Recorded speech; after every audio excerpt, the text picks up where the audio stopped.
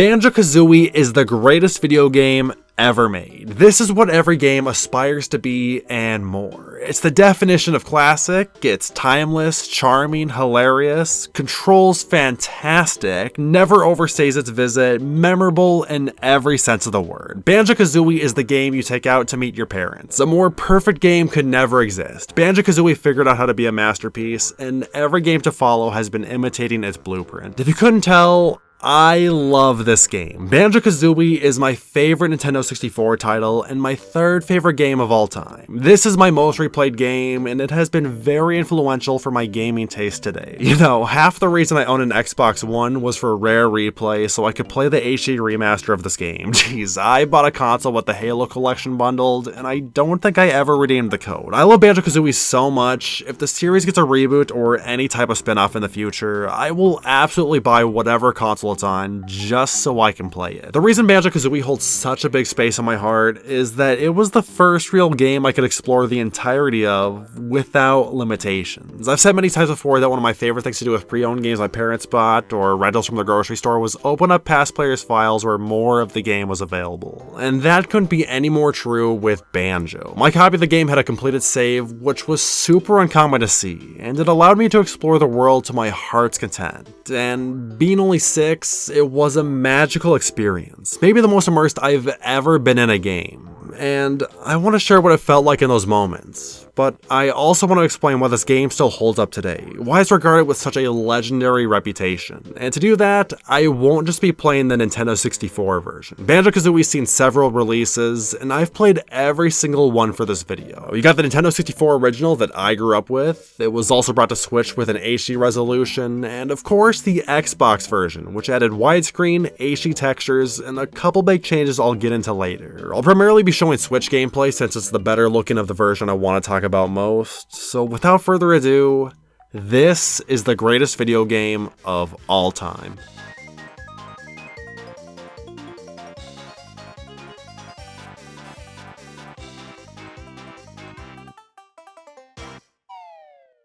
Banjo-Kazooie's story is funny. I mean, it's some boneless nursery rhyme slop, but it's full of that classic 90s rare humor, arguably the 8th wonder of the world. So in the grassy plains of Spiral Mountain lives a witch, Gruntilda, aka Grunty, who's pondering to her puke-filled cauldron just who exactly the baddest bitch around is. And it's a bear.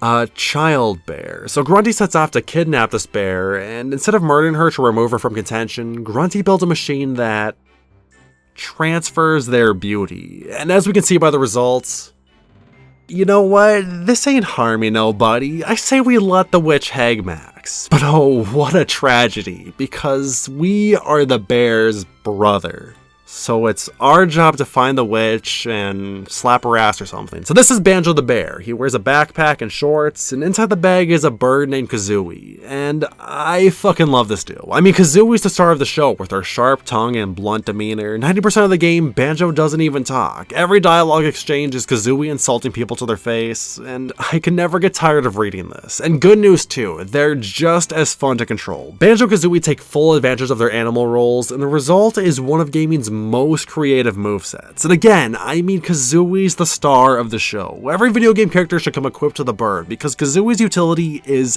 endless. She flaps her wings for a double jump, her rat-tat-rap is your go-to attack, she spits eggs for projectiles and can poop them into buckets, her breaststroke is faster than an Uber in New York. As soon as she can walk, you'll be riding her like you stole her. She flies, models shoes, she does it all, baby. And Banjo repays her with domestic assault. The kit you get is really good. We're missing crucial moves like a long triple and wall jump, but the game's not made for those. The one critique I do have is more of a level design thing, but lots of collectibles are placed on paper-thin platforms and edges of cliffs, which gets me more than I'd like to admit. Running with Kazooie is just a bit too twitchy. The other complaint I got is about the controller. The Nintendo 64 controller, as we all know, has camera buttons instead of the standardized right stick, and Banjo-Kazooie takes full advantage of them by stacking 2 inputs to each one, and I've always loved how it does this. Up shoots an egg forward, down shoots backwards. Really intuitive, really easy to remember. But on Xbox, those buttons don't exist. And instead of moving everything to the right stick, The eggs are scrambled. You know how sick it feels pressing B to lay an egg? That should be for the Wonder Wing. Oh, I love trying to be invincible and then Kazooie takes a shit. And you'll never believe where the Wonder Wing button moved. The right stick by itself. And then Talon Trot is both triggers. Not my favorite changes, but hey, that's the least of the Xbox's problems.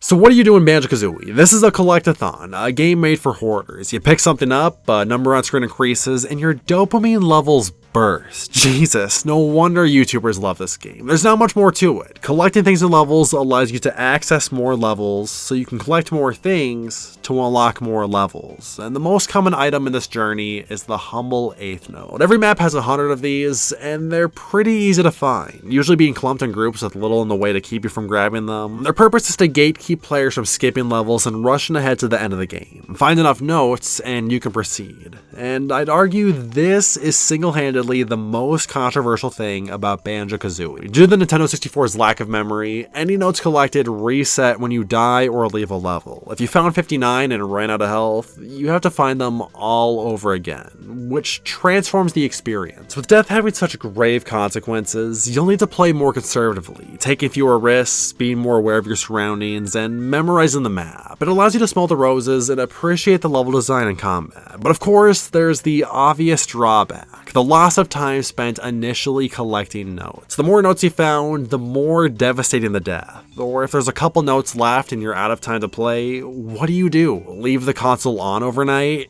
Cancel the date? She'll understand. It's easy for me to defend this because I have the entire game memorized, and back when I was having those issues, I had all the time in the world. In the face of failure, not many people have the patience to repeat such a mundane task, and they'll potentially quit after feeling the game doesn't respect their time.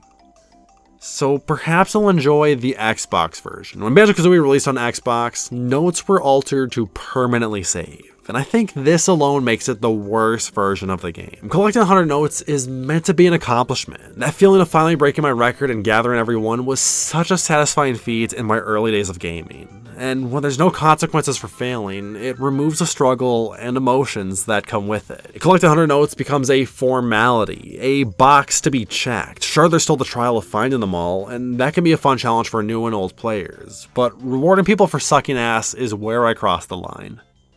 This is actually a joke about free college tuition. I mean, the obvious comparison is the 100 coins in Super Mario 64. A surprise to the 4 of you who didn't know, but Banjo-Kazooie is a copy of Mario 64, but better in every single category. And the 100 notes are an indisputable improvement to Mario's 100 coins. Coin stars aren't required to beat the game, and are overall some of the worst missions to play. Part of that's a critique of the importance of the collectible, part of it's a critique on the level design. The point is, I've played both of these games more than 5 times each, and I still wince at the thought of finding 100 coins in Rainbow Ride, Tiny Huge Island, Dire Dire Docks, and Hazy Maze Cave. But in Banjo, finding 100 notes is half the reason I even want to play the game. Both games reset these collectibles after exiting a level, but one key difference that makes notes a much more bearable MacGuffin is Banjo's second big collectible, the Jiggy, the star comparison. In Mario, each level has 6 stars, and when you collect one, you get booted out of the world. But in Banjo, there's 10, and when you pick up a Jiggy, you're still in the trenches, which means you can passively collect notes as you explore the whole level. 2 birds with 1 stone. It's a system that works tremendously and keeps the momentum going. Everything retains their purpose instead of only having value under certain conditions. And unlike most stars, Jiggies can be collected in any order, which means you can still accomplish tasks if a puzzle leaves you stumped. These small changes turn Banjo into a more accessible game. And on the topic of Jiggies and their similarities to Mario, these are used to unlock more levels with puzzle portraits hidden around Grunty's lair. I've hinted at exploration being a driving force for my love of this game, and the puzzle portraits absolutely exhibit that reasoning. Grunty's lair is full of nooks and crannies where every room has a secret to find. Tunnels hidden behind tall grass and rooms you can only find by raising the water level. To unlock a new world, you need to find a portrait to slam some Jiggies into, and then you gotta figure out where the hell the door is. For someone who just wants to see the next level, it was a frustrating experience chasing 2 rabbits. But in hindsight, it made me grow fonder for the game. I still remember the first time I discovered Bubblegloop's portrait and how it felt like I found a room I wasn't supposed to see. And the Click-Clock wood frame missing its floor mat was like a repeat to Giovanni in Pokemon Red and Blue. Grunty's lair isn't one of the greatest hub worlds out there, but man, on that first playthrough, it really left an impression. We'll return to Grunty's lair later, but the last main collectible to find are empty honeycombs. Every world has 2, and after finding 6, a hit point is added to your health bar. I'd say honeycombs are deceptively important. Being able to take another hit may not seem that useful, but gravity is a bitch, and in the endgame, it's very likely you'll fall off a cliff and wish you had one more hit point.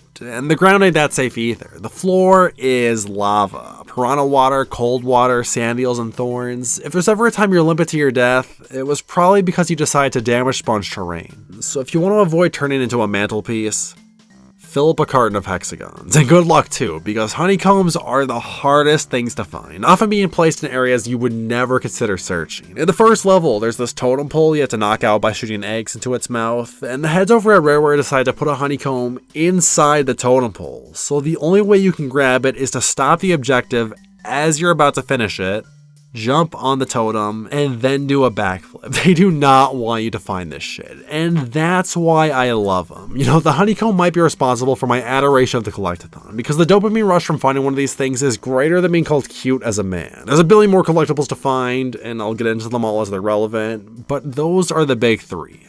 So now let's talk about the levels.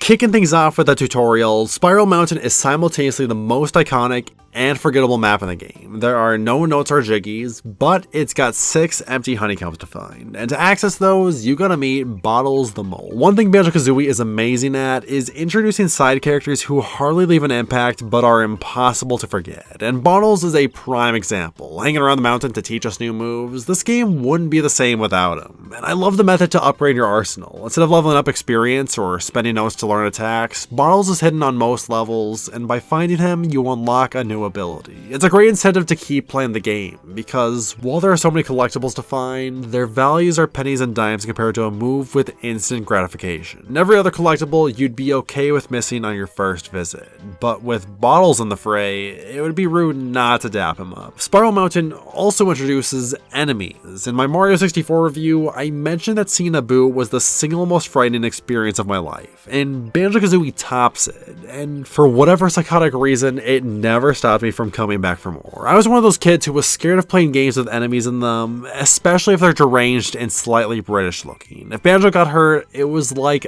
I got hurt, and not knowing the controls as an infant meant I had no way to combat them. So for that first year owning this game, I thought I was playing Metal Gear Solid. Oh my god, I still remember the trauma of walking through the graveyard and a football stadium-sized tombstone hopped out of the ground to chase me, or when I found Rusty Bucket Bay and an innocuous-looking pipe grew a face and lunged in for a bite. I turned off the console and ran for the hills. It really is a miracle I returned to Banjo so soon and so frequently, and I think it's a testament to how alluring the rest of the game is. And the only way to see what I mean is by entering Grunty's lair. Grunty's lair has atmosphere down to a T. A base carved into a mountain with the faces of beasts looming on the walls, doorways with evil eyes, and henchmen running rampant. This really feels like a place you aren't welcome inside. Grunty will frequently chime in to remind you what's at stake, how you're in her home, that the cards are stacked against you. One of my favorite traits about Grunty is that she always speaks in rhyme. She's got bars, man, and they're funny ones at that. Grunty admits she's a hog. I really need a big hot dog. My filthy bed gives me a rash. I never wash. Save my cash. Your feathered buddy that you've brung, useless, like a pile of dung. I would kill for someone to make a bot account on Twitter that generates new Grunty rhymes, because there is an untapped entertainment industry that's gone completely ignored with these. Another trait I love about the lair is how the worlds are woven into it. The entrances to levels tease what's in store by designing the room like the biome they inhabit. The pirate level has ships and a treasure chest you jump in, and the Christmas world is accessed through a giant advent calendar. These definitely helped with the immersion, like reading the box of a new video game on the drive home. You know what you're gonna get, but you don't know what that is. And designing rooms like this made navigating Grunty's lair a hell of a lot easier. I think we can all agree that the hub world is not beginner friendly. Most of the time when I found a room, it was by complete accident. but by having landmarks like the swamp or desert, I slowly learned how to navigate this place without getting lost. And even if you do go astray, you got that bumpin' music to listen to. If there's anything about Banjo-Kazooie's legacy that is still relevant today, it's the soundtrack. You cannot get past one review of this game that doesn't highlight the music because it is that good. And coincidentally, the person most affiliated with Banjo-Kazooie is not the character's creator or the game designers, but the composer, Grant Kirkhope. You know how good your music's gotta be that on a critically acclaimed generational game, you're the only person people bother crediting for the experience? Pretty damn good. And Kirkhope's style of music is what gives Banjo-Kazooie its life and personality. Now, I'm not really qualified to tell you what makes it stand out, but the use of leitmotifs and staccato and the selection of instruments turn every song into a platinum hit. Back when I was first using YouTube and people started uploading video game soundtracks, Banjo was the first one I searched for. It's definitely not my all-time favorite, that honor goes to Fire Emblem Fates, but every year I spend at least 10 hours listening to remixes as background noise. And on that note, I actually got a story about the soundtrack. In 2005 and 2006, I played Neopets after school every day, like religiously. And one rare feature a handful of accounts had access to was the ability to play music on their profile page. There was one account I found that used the Grunty's Lair theme, and I frequently kept their page on a tab to listen while I searched stores for stamps and grinded Cast Basher for 3,000 Neo points. One of my favorite things about Banjo-Kazooie's soundtrack is how the instruments playing change depending on where you are. For example, as you approach the Halloween level, organs start to drone, and in the hub of the sewers, some low brass carry the beat. It's a little detail you never think would matter to the experience, but it subliminally puts you into the world, and I am so happy that this dynamic instrumentation has slowly become adopted more frequently within the industry. I'm particularly a sucker when RPGs like Fire Emblem and Paper Mario have thinking and battle variations, basically min-maxing the bombastic intensity of combat with a strategizing in between. While it wasn't the first game to do this, I credit Banjo-Kazooie for getting the movement started. And the last thing I want to talk about with Grunty's Lair at this moment are witch switches. This is another collectible found in every level, and pressing each one unlocks a Jiggy in the lair. They're kind of easy to forget because the switch isn't listed in the stats, and often after you hit one, your memory gets shot. On one of my playthroughs for this video, I was just about to finish the game before I realized I never went back to grab one of these. They're just a little too disjointed for my taste.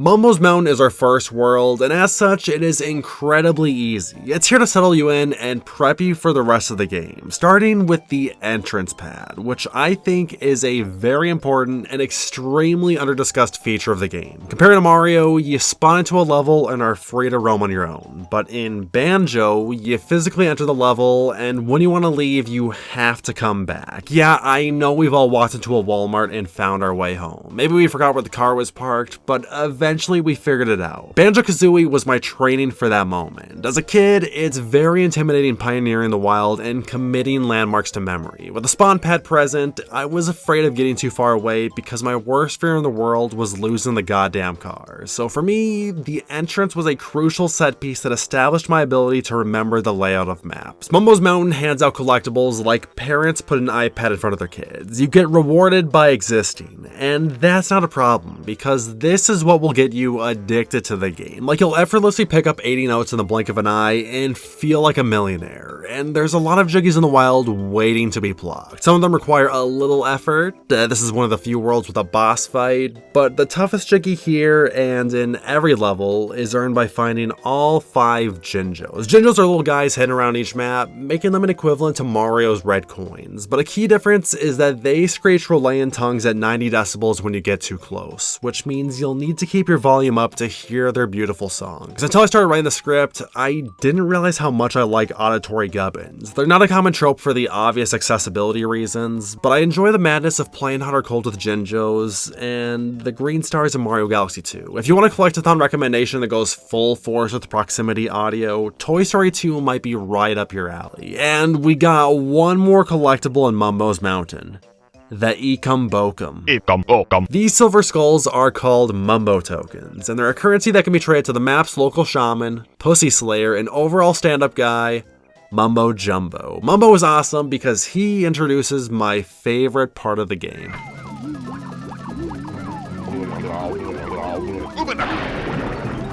Oh my god, the transformations are so fucking fun. Turning into a little critter with yellow shorts and an itty bitty backpack. Every time I found a new level, all I want to know is where is Mumbo's hut and what do I become? Because sucking at video games and not being able to do anything in an already completed file, the one thing I could do is turn into a walrus. From my distorted version of what this game was, the transformations were the only thing to do. And with their ability to walk on steep walls, swim through dangerous terrain, and fly, the game became more approachable as I visited each world. And they look so freaking adorable, man. If I had the money to throw around, I would totally commission a Gator Banjo plush. In hindsight, the transformations are a little underwhelming. They're slow, unarmed, and are only needed for a dozen notes and a handful of jiggies. With Mumbo Mountain's termite, you climb into the dirt mound to pick up 6 notes, the jiggy on top, get harassed for having too much swag, and clock out for the night. And every level's like that. I do enjoy that the transformations can exit the worlds though. The termite and bee need to pick up the witch switch jiggies, and the gator and pumpkin can access secret cheat codes that double your inventory. That's not to undermine the puzzles to earn all these rewards. The fun of transformations is learning where they can go that Banjo couldn't, and asking yourself, are all the notes I have left exclusive to this form, or is there somewhere I missed? Why can't I find the last honeycomb piece? The transformations are the highlight during your first run through the game, but unfortunately, on repeat playthroughs where the riddle is solved, they just don't have enough to do. Ironic that one of Ball's new moves at Mumbo's Mountain will be used for as long as you have an index finger. The Talon Trot is the glue holding the entire game together. That's just the nature of having a run button. It moves pretty fast and can walk over slopes, so there's no incentive not to press it. My favorite little mechanic is that you can cancel out of the run and slide with your forward momentum. Makes the game feel more technical. I have no idea how I figured out the button combination for this move the first time I loaded up the game. Pressing Z and the left camera button is not a human instinct, and the first room of the game requires Talon Trot to progress. I definitely remember sliding for an hour, and I'm shocked 6-year-old me had the indomitable will to figure this out when that same kid gave up learning how to swing a club in Mario Golf. Last on Mumbo's Mountain is that this is where you learn to egg houses. Another underutilized ability, but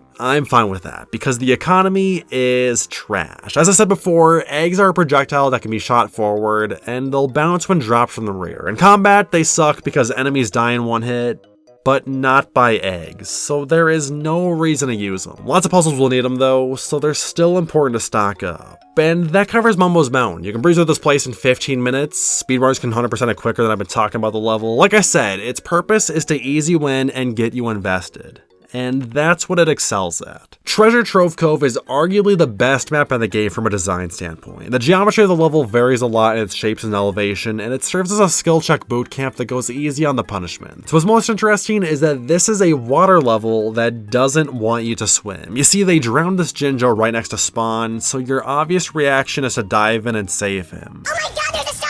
Snacker is one of the scariest things I have ever seen in a video game, and he makes sure you never want to swim. You dip your toe in the ocean, and his Jaws-like theme song blares like a siren. Stay in the water too long, and this tenacious beast will turn you into a meal. His evil British accent sending shivers down your spine. I always let Snacker cloud my judgment of this level, when in reality, he's hardly even a threat. You're much more likely to get a few shiners battling Nipper the Hermit Crab, this stage's boss, and when you beat him, you can go inside his shell. And here's a tangent I really want to talk about. As a kid, for whatever reason, I would leave my games on the title screen and watch the gameplay demos. Lots of Nintendo 64 games have these, and what made them so appealing is when they'd show off levels I'd never even seen. And the demos in Banjo-Kazooie conveniently display a lot of areas that are pretty hard to find, Nipper's Shell being one of them. You won't see this room unless you beat the boss, and back in the day, I was too stupid and uncoordinated to do that. With a keen ear, you can infer that this is Treasure Trove Cove, but finding this location was always a big mystery. Other demos show off the church in Mad Monster Mansion, inside Clanker's mouth, the engine room at Rusty Bucket Bay, and most curious for me was the second winter level that looks a bit like Freezeezy Peak, but with too many inconsistencies. I would loop these cutscenes over and over, studying them and wondering just how many worlds I had yet to discover. The game felt so big and mysterious at that time, and the demos certainly played a role in forcing that belief. What was also mysterious is Treasure Trove's Sandcastle, a building flooded with water that took me forever to solve how to drain. Inside is a grid of letters that can spell out Banjo-Kazooie, but these letters can also type in cheat codes for the game. As I said before, some transformations can enter rooms where they'll meet Cheeto to get a code that doubles the maximum eggs and feathers you can carry, but there's some other codes to unlock that will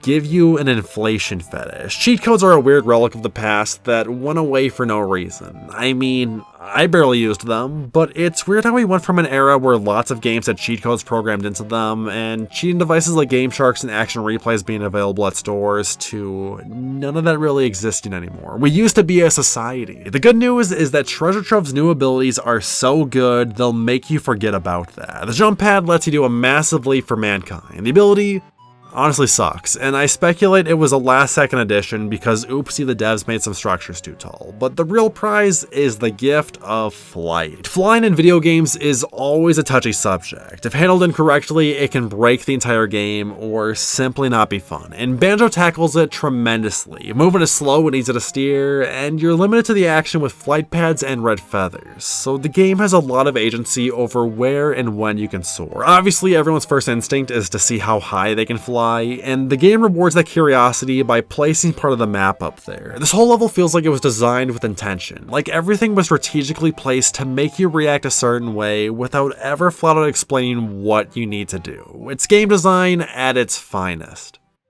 Clanker's Cavern isn't, arguably the least popular world in the game, and that's because it's a brick wall of a scrub shack. This is the game's water level, and considering how Treasure Trove didn't want you to swim, you won't know how, and the game will punish you for that. This is Clanker, a cyborg shit eater, and he's sick of drinking piss water 24/7, so our job is to help him breathe air, and this is one of the hardest challenges in the game. Learning the swimming controls. Nintendo 64 games have this stigma of terrible swimming controls, and truth be told, I have no idea how that started. As a kid who sucked at video games, of course I struggled swimming. I think it took me 5 years to free Clanker, but I would blame myself before I'd ever blame the game, because now that I'm much older and have played a couple more games where swimming is available, Banjo-Kazooie has my favorite of the bunch. B gives you big strokes and A does a doggy paddle. You got everything you need, and yet this game continues to get lambasted for the controls. Frequently, I'll see comments that the R button makes it easier, a button I have never needed to use. Sorry for the flex, but you guys suck. So to free Clanker, you need to dive underwater, like really deep. Like so deep the music changes to tell you you are going to die, there is not enough air to get back to the surface. And down here, you need to swim through a key 3 times to turn it, and that will bring Clanker to the surface. Furthermore, there's notes and a Jinjo down here, so do the math. All of this is possible thanks to Gloop, a bubble-spitting fish who swims around the perimeter, but timing and aligning Banjo into their path is a whole nother skill set you don't have enough time to learn. So you got a grocery list of chores to do, and you need to get back to the surface in one go. And even if you free Clanker then die right away, you gotta do it again. So this is all easy work for me, and to prove my point that criticisms about the swimming controls are completely unjust, I asked my sister, who gives me secondhand embarrassment when she plays video games, to complete this part of the level. And she never did. In fact, she told me she hates these controls, so fuck her, I guess. But I get it, this is an incredibly difficult task, and the unfortunate thing is that most of the level is locked behind this. Technically the final boss too, because without raising Clanker, 8 Jiggies are impossible to collect. I know I said you can skip the harder Jiggies if you want to beat the game, but that was a lie. And the shitty thing is that the rest of the level is really easy. But again, don't take my word on that, because the general populace has like 40 IQ when it comes to swimming. Clanker's Cavern is what I like to call a wall level, where most of the platforms are fixed on the walls, usually around a giant pool of water. Kind of like Dire Dire Docks in Mario 64, but they replace the submarine with a depressed fish. But what makes Clanker's Cavern different is that half the level is inside Clanker. You can enter through his mouth, gills, blowhole. Nothing is sacred to this bear. I think it's pretty funny Bottles is here too, just casually doing a tapeworm cosplay, but he teaches the Wonder Wing, which uses gold feathers to be invincible temporarily. Gold feathers are pretty rare, and I always save them for the late game because a couple enemies can only be defeated with this attack. And as I'll explain much later, there's a specific area you'll want a full inventory for. And that's great, because due to some insane exploits in the level design, you don't have to use any in the tutorial here, but that's Clanker's Cavern, Banjo-Kazooie's most misunderstood level. It's still a better water map than the 2 in Mario 64, and it manages to raise the difficulty with its platforming challenges on land. Bubblegloop Swamp is, in my opinion, the worst map in the game. It's the first level to introduce harmful terrain, but instead of doing something cool with it, Bubblegloop gets too carried away and creates a world that feels restricting and linear. You can travel through the water with a wading boot ability, which is diabolically taught behind spawn in an alcove you'll never think to check. And the boots are okay. They're a temporary power-up that you'll use to grab some items, but the game never does anything interesting with them. Frequently, I'll skip the boots entirely and damage sponge piranha bites because making a detour to put them on isn't worth the effort for how short they need to travel. On top of that are my complaints about the level's linearity. For one of the objectives, you need to feed these golden crocodiles, but they'll only appear one at a time in a set order, which will basically determine the path that you'll follow. I understand new players won't have this problem because they don't have the map memorized, and you can also call me a hypocrite because, hey buddy, you know where everything is, so by default you'll clear them in an optimized procedure. But with the other levels, I have the illusion things will change. Here, I don't have to think about the objectives. I just see the crocodile spawn and let that determine my next move. I don't know, I want to hear other people weigh in on this. But worst of all are the mini games. So you should already know I'm the Mario Party guy, and that mini games and video games fuel my will to live. If the game has mini games, I feel good. But Bubblegloop Swamp has a Simon Says jiggy. Name one person who likes Simon Says. I almost strangled someone over Simon Says. It's slow, tedious, last 3 rounds, and they spin the camera to fuck with you. Playing Banjo-Kazooie, I have fun for 99% of the game, and that one last percent is during this mission. The other minigame is Mr. Vile, but before I explain how it works, we gotta talk about this level's transformation. The crocodile. So truth be told, Bubblegloop Swamp used to be my favorite world in the game. It was the first map I ever 100%ed, and I loved the color green to an unhealthy degree. This wasn't the swamp level, this was the green level where you become a green crocodile who is a reptile and therefore looks like Yoshi, who was green, and was my favorite fictional character in the world. I know, I was adorable. So when I say Bubblegloop Swamp is the worst level in the game, know that it's coming from a place of love more than hatred. So you become a cute little crocodile that can safely walk in water and has a bite attack to fend for itself, and life is pretty good. Don't need to see the rest of the game because it's not gonna get any better. And with it, you can play the Mr. Vile minigame. 3 rounds of eating where you want to eat the most. It's another infamously difficult challenge, mainly because of bad RNG, and Mr. Vile rubber bands if you start to take the lead. I actually don't hate it, but losing more than once can be a soul-crushing experience. The issue is more that this, and Simon Says, can break a lot of the level's momentum. About a third of my time spent on this map is playing these 2 games, and then another minute is spent walking around this linear maze, and you get the idea. Bubblegloop Swamp likes to waste your time, and it sacrifices the level design to do that.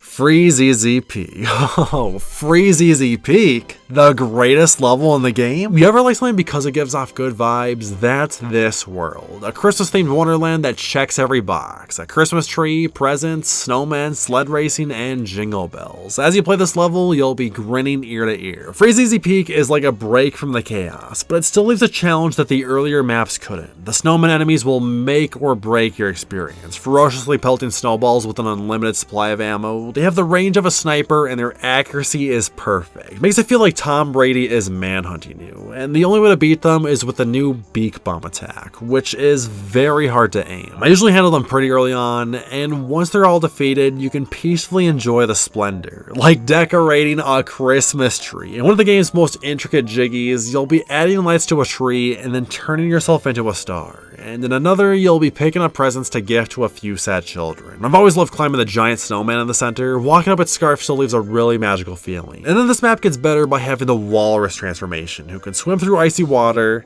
end racism, and sled race Boggy the polar bear. And Boggy is quite the character. The first time you meet him, he's on his deathbed after swallowing a jiggy, and the only way to revive him is with an elbow drop from the World Trade Center. His cubs at home are having the worst days of their lives, and instead of returning home after seeing the light of God, the deadbeat runs off to host a sledding tournament. And this is a mission you get to do twice, once as a walrus and again as a bear. But to do that, you'll need a power-up from a future level, making this the only time in in the entire game where backtracking is required, and that sucks. Freezeezy Peak and the next level, Gobi's Valley, are intertwined with this conundrum where both worlds need an ability from the other one to complete. So while you can skip ahead to the desert, you'll run into the same issue, and actually it's worse, because Gobi's Valley's Jiggy has notes locked away, which means if you're playing the Nintendo 64 version, you'll have to replay the level. Besides that one oversight that ruins the flow of the entire game, Freezeezy Peak is the textbook example of everything a level should do in a collectathon. Gobi's Valley is where I'd say the difficulty really rises. Most of the Jiggies here put up a bit of a fight, and that's because everything is on a timer. A platforming challenge with blind leaps of faith, and a matching game with a mummy on the loose. There's this pyramid you gotta scale with the turbo trainers, and the time limit here is as tight as it can be. And how about a maze that insta-kills you if you make too many mistakes? They put the witch switch in here to make it more stressful, and for the first time in my life, I died to this thing. Honestly, I wasn't expecting to lose any lives while making this video, and both of my deaths were on this map. That should speak for itself. And you can't talk about Gobi's Valley without mentioning the camel of the hour. Half of the fun of this world is abusing the poor bastard, injecting him with Ipecac to make him spit out water, and then thrusting your arm down his drama dizzy to collect an empty honeycomb. Something that stood out to me on the Xbox version is during this cutscene, 2 Gobis are loaded, and I suppose that makes this a good time to talk about draw distance. Old games infamously have very short draw distances. If something's too far from the camera, it doesn't load and doesn't exist, and many games remedy this by adding a layer of fog. As someone who grew up with it, fog is a very nostalgic element that bolstered a game's atmosphere, but none of that matters because Banjo-Kazooie doesn't use fog, but instead slowly loads in objects as they get closer. You won't be able to see key items more than 30 feet away, but on Xbox, they have the visibility of a star. This is a nitpick more than anything. The only scenario where it pissed me off is with the treasure trove honeycomb that's floating over the water. Besides that, it does more good than harm. Gobi's Valley is also when I noticed the rumble controls. The Nintendo 64 rumble pack is a bit of a neat commodity, and while I had one growing up, I never tried to use it. So playing on the Switch, I was very surprised when it started going apeshit by the mere existence of the hand enemies. Most of the times this thing vibrates is when you get hit or do a ground pound, and it's a very light jolt you'll hardly even notice. But the quaking that occurs when a slapper hits the floor, you'll be slapping your nuts with the controller. Yeah, I don't have much to say about this map. That's kind of the curse of desert levels. You just sort of tolerate playing them even when they aren't that bad. Gobi's Valley will test every skill you've acquired to this point, and if you can get through here, you're gonna be ready for the rest of the game. Mad Monster Mansion is a Halloween level, and unlike Freezeezy Peak, I don't give it the same reverence. Probably because this is the only level I never visited before starting a file, since a 7'5", 800-pound tombstone was playing bouncer at the front, and I've never been the biggest fan of Halloween aesthetics. Do you think this guy does Halloween? I mean, Mad Monster Mansion's got everything you'd want. A spooky haunted house, a church with a cemetery, ghosts, skeletons, bats, a Luigi board, and a cornfield maze substitute. Bony Man Mumbo Jumbo obviously makes an appearance, and on this map he'll turn you into a pumpkin. We're like a sexy green witch and candy corn away from getting bingo. So this is definitely where enemies reach their breaking point. Mad Monster Mansion is less about difficult platforming and more about managing hordes of Grunty's underlings, and what makes it such a challenge is that a lot of these guys are invincible. Ghosts and skeletons only die to gold feathers, and it'll shift how you approach combat. Each encounter, you now have to determine if it's worth spending a feather, or if you should gamble taking a hit, and it brings the whole resource management part of the game to its peak. But what made this map so frustrating as a noob is that I didn't know everything here could be broken. Doors, windows, fences, the entire level is boxed in without randomly figuring this out. They really should have made a title screen demo that showed that this was possible. Honestly, that's another nitpick I have. The broad, vague range of the abilities. Breaking spider webs with eggs and ground pounding camels. These are things the average person won't consider doing or will think has a different solution, and it winds up making the game impossible to beat without the shrewdest curiosity. And that couldn't be any more true than with the pumpkin transformation. Without any limbs, you need to get on the roof of the mansion, and then you also need to figure out you can get flushed down the toilet. Like, girl, it don't fit. On replays though, Mad Monster Mansion is a very easy level. Just don't get too loosey-goosey in the rafters of the church, and you'll find this place to be as safe as an actual haunted house. Rusty Bucket Bay is the most controversial level in Banjo-Kazooie, but before I explain why, here's a rundown of the map. This is a docked steamboat in a polluted bay, and half of your time spent here will be breaking more windows and exploring the ship's interior. Primarily, it's Engine Room, the most hated part of the game. Barring an exception in the hub world and final boss, this is the only level with a bottomless pit floor. So if you make any mistakes here, that's an instant death and your note score will reset. And because of its design, you are definitely taking a fall. The floor is always moving, and at speeds impossible to react to. When it's full propeller spinning a million miles an hour, you get in too close to the Darth Vader impression, and suddenly you're not alive anymore. This is quite literally where shit hits the fan. If you've been traveling around the map, you might have found a button that slows everything down, and even with that handicap, it's still really easy to die. On top of that, there's a second objective where you need to turn off the boat's propellers and quickly make it to the stern to swim underwater and grab a jiggy. But with that comes the complications of the oh-so-dreaded swimming controls, but now with a fixed camera and a time limit to compete with. So if you're too slow, you gotta do it again, and if you're fast enough to enter but not enough to escape, you unlock the nightmare fuel of getting shredded in a motor. These two jiggies are no joke, and anyone who respects themselves on a replay will beeline to this room, because no matter how good you think you are, there is always an opportunity for failure.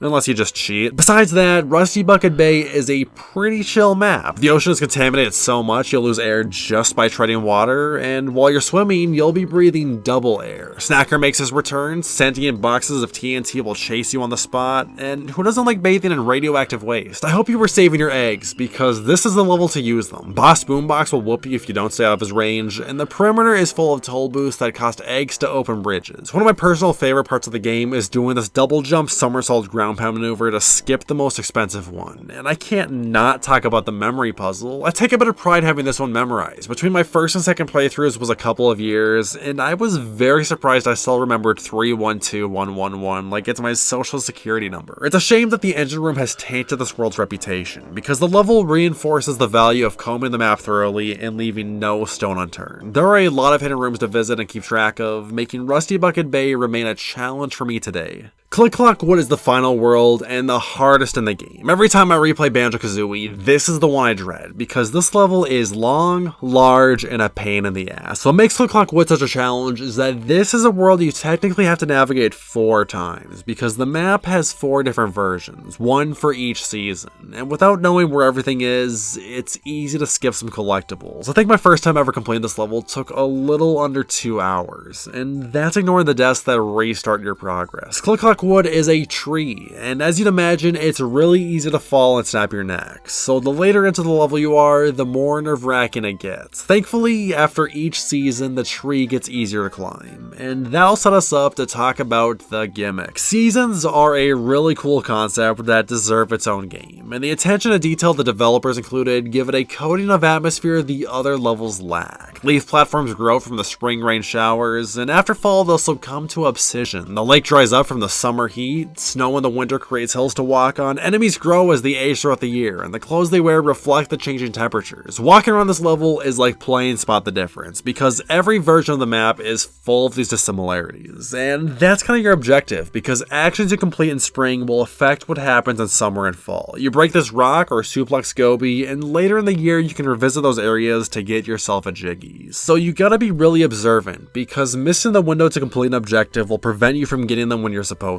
And as you'd expect, backtracking becomes a nightmare, especially with the notes. If you're missing one note on this map, you got 4 times the work to find out where it is. So one thing I've explicitly memorized for any subsequent playthrough is that spring, summer, and winter have 16 notes each. Winter is absolutely the bane of my existence. Slippery platforming over life-threatening pits, and the hardest honeycomb in the game is located underneath the ice. If you aren't familiar with the map and swimming controls, there's an 80% chance you're receiving a Darwin Award. Oh man, it's tradition for me to die here. There would be prayer candles and flowers around the hole before I even got there. Do yourself a favor and save this one for last. My takeaway from Click Clock Wood is that it's too damn big. I've come to realize that Banjo-Kazooie has the perfect amount of collectibles to find for a game of its scale, and going any larger or 4 times larger kills a lot of the pacing. You're doing more work for the same amount of bread, and the penalties for death mean you gotta spend even more time catching up to where you were. There's an art to this design. You can't just add more collectibles to larger maps and expect them to be as good. Sometimes less is more, and the other 8 levels figured out that balance.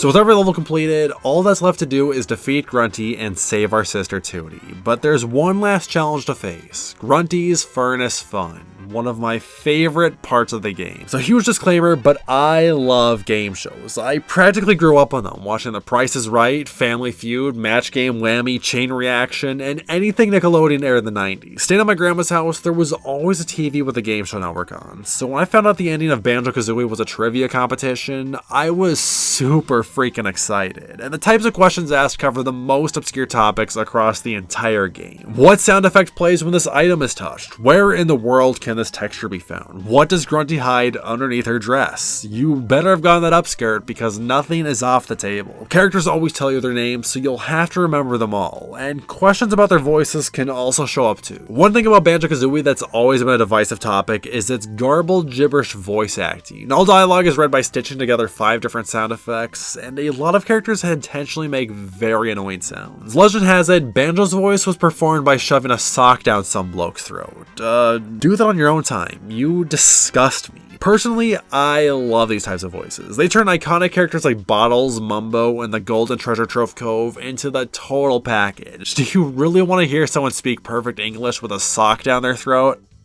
Don't answer that. Visual aids, or I guess we call them GeoGuessers now. I love this subject, but due to how diverse the game's environments are, all of these questions are impossible to fail. I noticed on Xbox the widescreen enhancement makes these pictures larger, and the one duplicate I got between playthroughs revealed a previously hidden Mumbo hut, which turned its difficulty down from a 0 to -1. Physical challenges. These are repeats of the minigames and bosses you've encountered with a time limit this time, and they're my least favorite tiles to land on. They just take too long to complete, and if you get the box or bees, it can chip down all your health and resources. I should mention that every time you get a question wrong, Banjo is injected with microplastics, so while these challenges are easy, lots of them leave you too wounded to continue. The Grunty questions are a surprisingly polarizing addition. Here, Grunty will ask what her favorite magazine is, or where she went to junior high, and the only way to learn this information is to find her sister Gruntilda, who was hidden around the lair. Gruntilda is not that hard to locate, but she's got 30 different pieces of trivia to share, and for new gamers, they're not expecting these to be relevant later on, so obviously they forget them and start ignoring her on the map. Then they get blindsided by these questions they don't know the answers to and get a game over. But like, here's the thing, after one failure on the game show due to not knowing the answers, it becomes your responsibility to search the lair to find her. But suddenly, this is an issue. In the game where all you do is collect shit, one more collectible isn't worth the effort. Make that make sense. And you guys are missing out on some of Banjo-Kazooie's best jokes, because Grunty's kinda funny. Her party trick is performing a scary striptease, and she sleeps in a dumpster.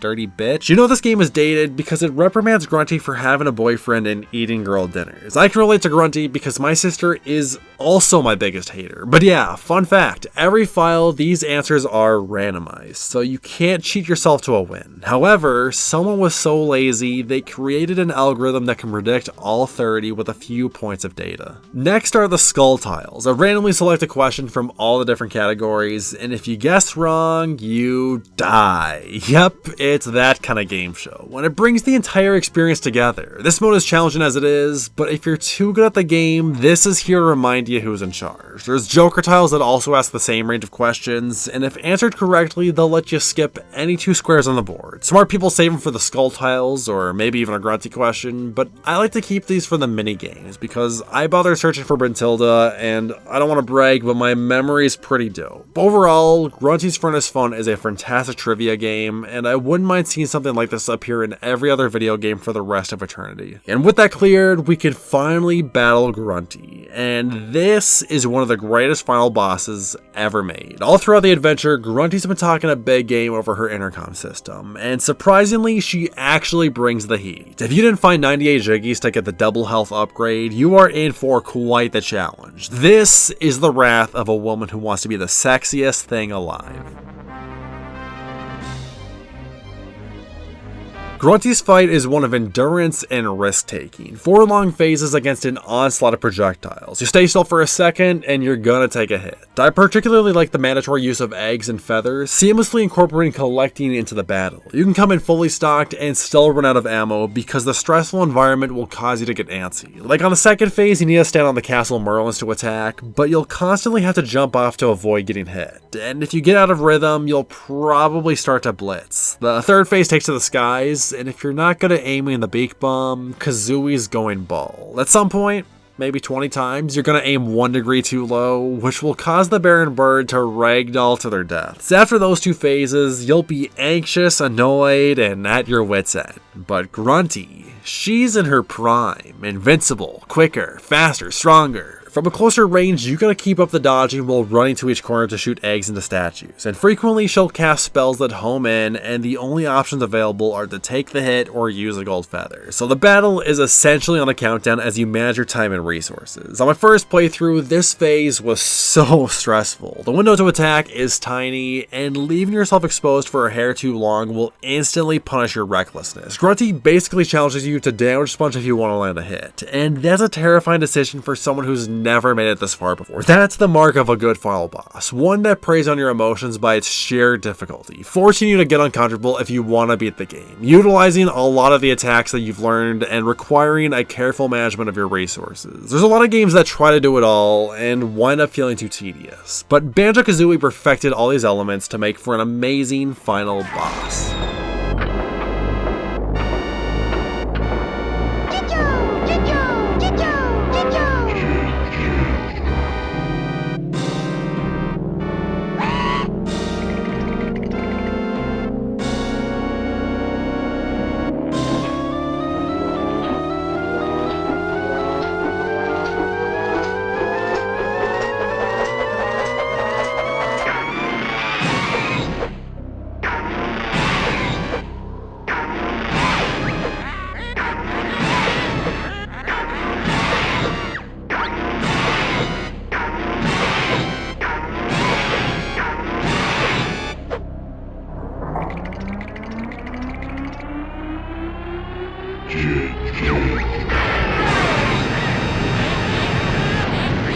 And with Grunty defeated, she casts out one final spell.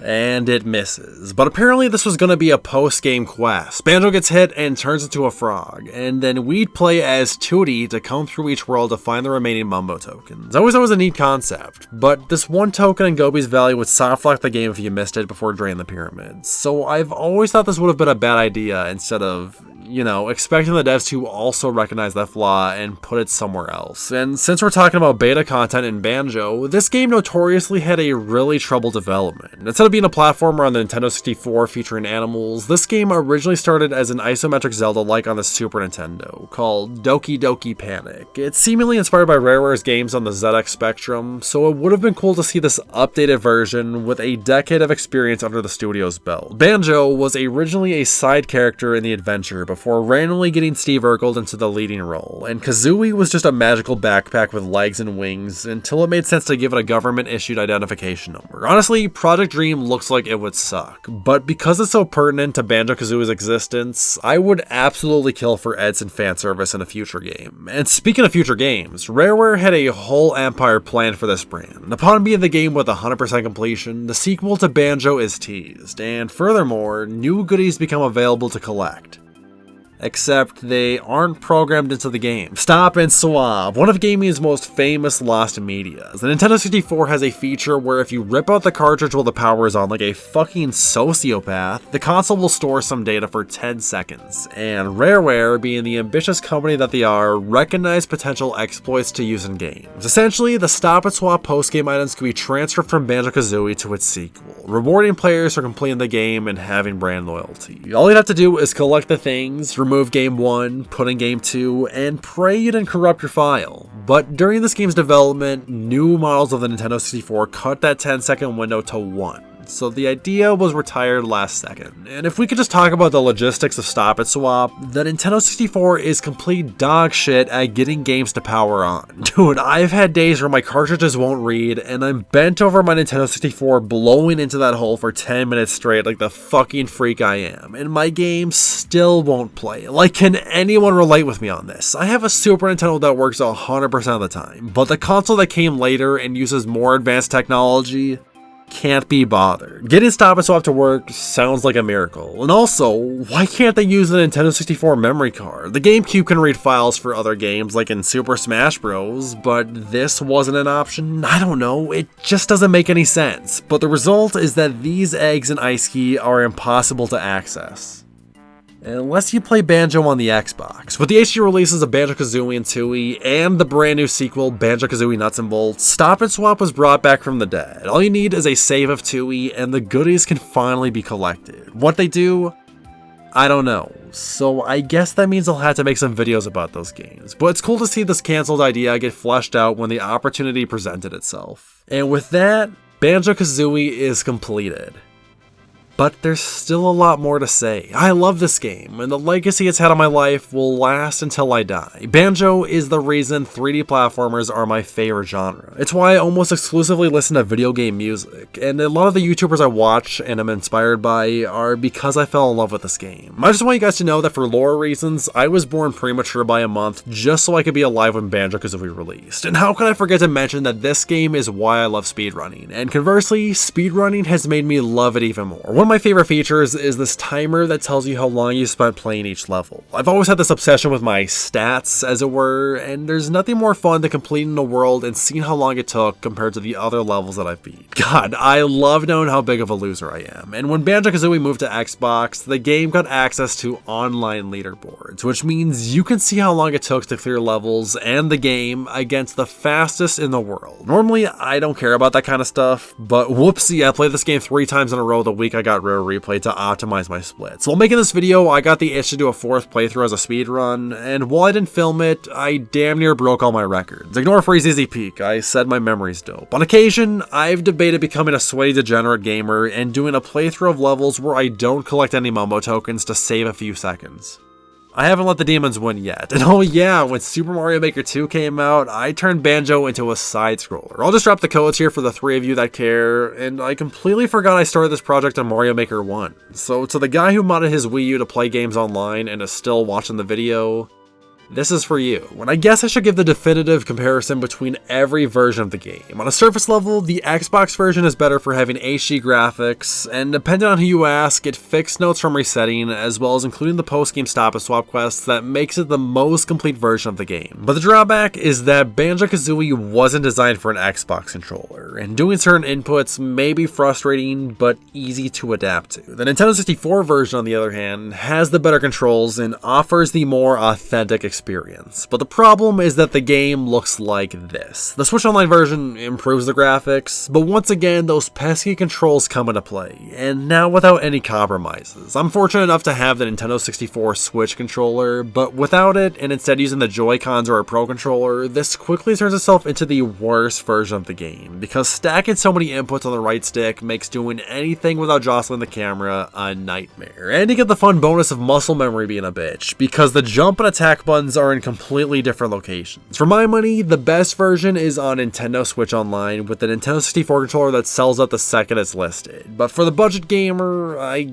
guess I'd recommend the Xbox version, since Rare Replay is a $5 game at every pawn store I've been to. Out of respect for myself though, I would not shake your hand. But that's my exhausting look at Banjo-Kazooie, the greatest video game ever made, a masterpiece, and everything in between. Like every other game, it's got its issues, but Banjo makes up for them with its gameplay, atmosphere, music, wit, aesthetic, length, difficulty, controls, charm, and gregariousness. There's a reason this game appealed to me so much as a kid, that despite not knowing what to do and being afraid of everything on screen, that I kept coming back for more. And as an adult, it's the only game I can play 4 times in a row without getting bored. It just has that timeless appeal. It's one of those special games that can turn anyone into a fan. And that's why it's my 3rd favorite video game of all time. Thanks for watching the video. I hope you enjoyed it. Feel free to leave a like as help the channel grow, and subscribe to get updates on my uploads as soon as they happen. But until then, I will see you all next time.